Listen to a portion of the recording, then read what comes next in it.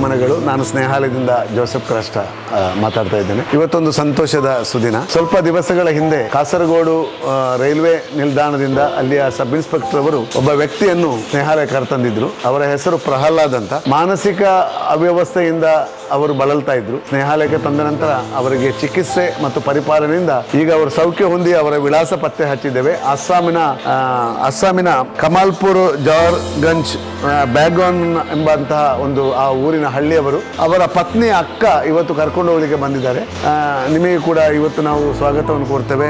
ಈ ಒಂದು ನಿಮ್ಮ ಭಾವ ಮೈದನನ್ನು ಕರ್ಕೊಂಡು ಹೋಗಲಿಕ್ಕೆ ಬಂದಿದ್ದೀರಾ. ಸರ್ವಶಕ್ತ ದೇವರು ನಿಮ್ಮನ್ನು ಆಶೀರ್ವದಿಸಲಿ. ಯಾಕಂದ್ರೆ ಸ್ನೇಹಾಲಯದ ಒಂದು ಪರಿಪಾಲನೆ, ಪ್ರೀತಿ, ವಿಶ್ವಾಸದಿಂದ ಅವರು ಇವತ್ತು ಸೌಖ್ಯ ಹೊಂದಿದ್ದಾರೆ. ಮಾನಸಿಕ ಆರೋಗ್ಯ ಅವರಿಗೆ ಮರಳಿ ಸಿಕ್ಕಿದೆ. ಇದೇ ರೀತಿಯಲ್ಲಿ ಕಳೆದ 16 ವರ್ಷಗಳಿಂದ 1600ಕ್ಕೂ ಹೆಚ್ಚು ಜನರನ್ನು ಮಾರ್ಗದ ಬದಿಯಲ್ಲಿ ಕಸದ ತೊಟ್ಟೆಯಲ್ಲಿ ಹೆಕ್ಕು ತಿನ್ನುವಂತಹ ಬೇರೆ ಬೇರೆ ವ್ಯಕ್ತಿಗಳನ್ನು ತಂದು ಸ್ನೇಹಾಲಯ ಒಳ್ಳೆ ಚಿಕಿತ್ಸೆ, ಪರಿಪಾಲನೆ, ಪ್ರೀತಿ ಕೊಟ್ಟು ಅವರ ಮನೆಯ ವಿಳಾಸವನ್ನು ಪತ್ತೆ ಹಚ್ಚಿ ಅವರ ಮನೆಗೆ ತಲುಪಿಸುವಂತಹ ಒಂದು ಕಾರ್ಯ ಮಾಡ್ತಾ ಇದೆ. ಇದಕ್ಕೆ ಕಳೆದ 16 ವರ್ಷಗಳಿಂದ ಹಲವಾರು ದಾನಿಗಳು ಸಹಕಾರ ಕೊಡ್ತಾ ಇದ್ದಾರೆ. ಇಲ್ಲಿ ಒಳ್ಳೆಯ ವೈದ್ಯಕೀಯ ತಂಡ ಇದೆ. 3 ಜನ ಸೈಕಾಟ್ರಿಸ್ಟ್ ಇಲ್ಲಿ ಬರ್ತಾರೆ. 80ರಷ್ಟು ಸಿಬ್ಬಂದಿ ವರ್ಗ ಇದೆ. ಇದರೆಲ್ಲರ ಮುಖಾಂತರ ಮತ್ತು ಇದಕ್ಕಿಂತಲೂ ಹೆಚ್ಚಾಗಿ ದಾನಿಗಳ ಮುಖಾಂತರ ಈ ಸೇವೆ ನಡೀತಾ ಇದೆ. ಈ ಸೇವೆಗೆ ದಾನ ಕೊಟ್ಟಂತ ಎಲ್ಲರಿಗೆ ನಾನು ನಮನಗಳನ್ನ ಅರ್ಪಿಸುತ್ತಾ ಪ್ರಹ್ಲಾದನವರಿಗೆ ಒಳ್ಳೆಯ ಭವಿಷ್ಯವನ್ನು ಕೋರುತ್ತಾ ಸರ್ವಶಕ್ತ ದೇವರು ಅವರಿಗೆ ಒಳ್ಳೆ ಆರೋಗ್ಯ, ಸಮಾಧಾನ, ಸಂತೋಷ ಕೊಡಲಿ ಎಂಬುದಾಗಿ ಪ್ರಾರ್ಥಿಸುತ್ತಾ ಸರ್ವರಿಗೂ ಸರ್ವೇ ಜನ ಸುಖಿನೋ ಭವಂತು.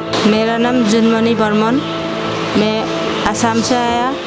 मेरा बहन का पति अभी 2 महीना का खो गया. अभी हम लोग को मिल गया. हम उसको लेने के लिए आया.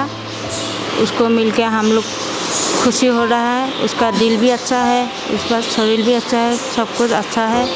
हम लोग को कोई तकलीफ़ नहीं है. अभी हम लोग उसको ले जाने के लिए आया. इधर स्नेहालय हम लोग का वो बहन का हस्बैंड को लेके आया. अभी अच्छा से रख के उन लोग हम लोग को भेज दिया. इसलिए उन लोग के लिए हम लोग का तरफ से धन्यवाद. Thank you.